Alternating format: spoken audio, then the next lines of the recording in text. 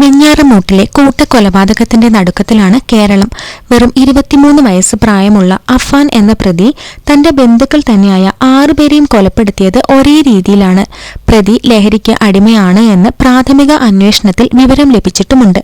അപ്പോൾ ഈ മുഖത്തും തലയിലുമായി ഒരു വ്യക്തി ആക്രമിക്കണമെങ്കിൽ അതിനുള്ള മോട്ടീവ് എന്താണ്? അങ്ങനെ മുഖത്ത് അടിയേൽക്കുമ്പോൾ സംഭവിക്കുന്നത് എന്താണ് തുടങ്ങിയ കാര്യങ്ങളെക്കുറിച്ചുള്ള വിശകലനമാണ് ഇന്നത്തേത്. ഞാൻ ഡോക്ടർ സാറ, ഡെന്റൽ സർജനാണ്.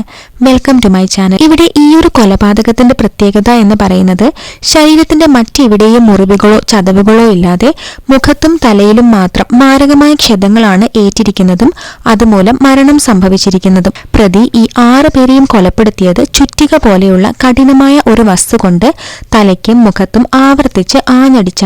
അതിൽ തന്റെ പെൺസുഹൃത്തായ ഫർസാനയുടെ നെറ്റിയിലും കവിളിന്റെ ഭാഗത്തുമൊക്കെ കുഴി പോലെ രൂപപ്പെടുന്ന തരത്തിൽ ഗുരുതരമായ ആഘാതമാണ് ഉണ്ടായിരിക്കുന്നത്. പലപ്പോഴും ഇങ്ങനെ ചെയ്യുന്നത് ഇമ്മീഡിയറ്റായി മരണം സംഭവിക്കുന്നതാണ്.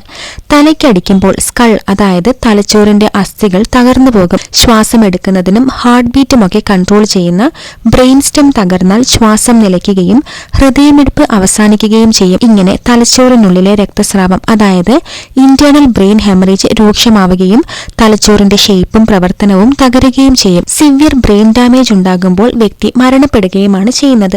പിന്നെ മുഖത്തും കവിളിലുമുള്ള അടികളാണെങ്കിൽ മുഖത്തെ എല്ലുകൾ പൂർണ്ണമായും തകർന്നേക്കാം. പ്രതിയുടെ സഹോദരന് സംഭവിച്ചതുപോലെ കണ്ണുകൾ മറ്റൊരു സ്ഥലത്തേക്കോ ഉള്ളിലേക്കോ ഡിസ്പ്ലേസ്ഡ് ആയി പോകാനും മൂക്ക് തകർന്ന് ചിതറാനും സാധ്യതയുണ്ട്.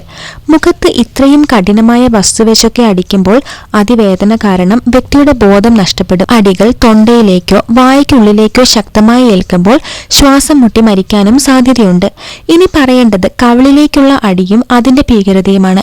അവിടെയുള്ള ചീക്ക് ബോൺ, അതായത് സൈഗോമാറ്റിക് ബോൺ ഫ്രാക്ചർ കാരണം താടി, കണ്ണ് എന്നിവ പൂർണ്ണമായും തകർന്നേക്കാം. തലയോട്ടിയുടെ ഉള്ളിലേക്ക് അടിച്ചു കയറുന്ന അസ്ഥികൾ തലച്ചോറിനെ തകർക്കാം. രക്തം വായിലും മൂക്കിലും നിറഞ്ഞ് ശ്വാസം തടസ്സപ്പെടാൻ സാധ്യതയുണ്ട്. അതിന്റെ ഫലമായി മരണമുണ്ടാകാം.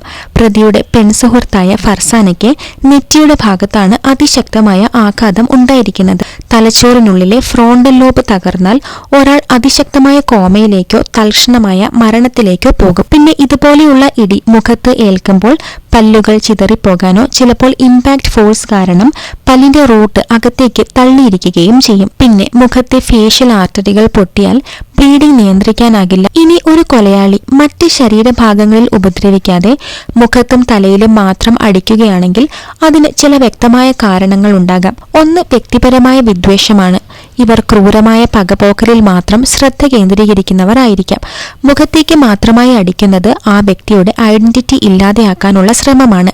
ഇവിടെ ഈ പ്രതിക്ക് കുടുംബത്തിൽ പലരോടും വൈരാഗ്യമുണ്ട് എന്നാണ് മനസ്സിലാക്കാൻ കഴിയുന്നത്. 8 വർഷം മുൻപ് തന്നെ മൊബൈൽ ഫോൺ വാങ്ങിക്കൊടുക്കാത്തതിന് ഈ വ്യക്തി എലിവിഷം കഴിച്ചിരുന്നു. കൂടാതെ ലഹരി ഉപയോഗിക്കാനുമായി ധാരാളം പണം ആവശ്യമായി വന്നപ്പോൾ അത് നൽകാത്തതിലുണ്ടായ പകയുമാകാം. ഇനി മറ്റൊരു കാരണം അപകടകരമായ സൈക്കോപാത്തിക് ത്രിൽ കില്ലർ ആയിരിക്കാം.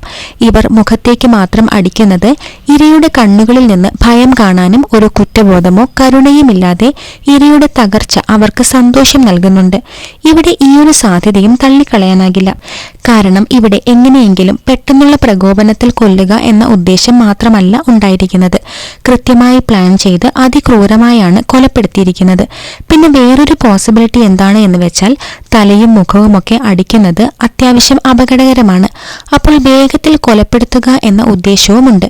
ഇവിടെ പ്രതി ഒരു ദിവസം തന്നെ 6 പേരെ കൊലപ്പെടുത്താനുള്ള തന്ത്രമായിരുന്നതിനാൽ വേഗത്തിൽ കൊല ചെയ്യുക എന്നത് പ്രതിയുടെ ആവശ്യമായിരുന്നതിനാലായിരിക്കാം ഈ വഴി ചൂസ് ചെയ്തത്. അപ്പോൾ സമൂഹത്തിൽ ഇതേ ചിന്താഗതിയുള്ള അനേകർ ഇനിയും ജീവിക്കുന്നുണ്ടാകാം.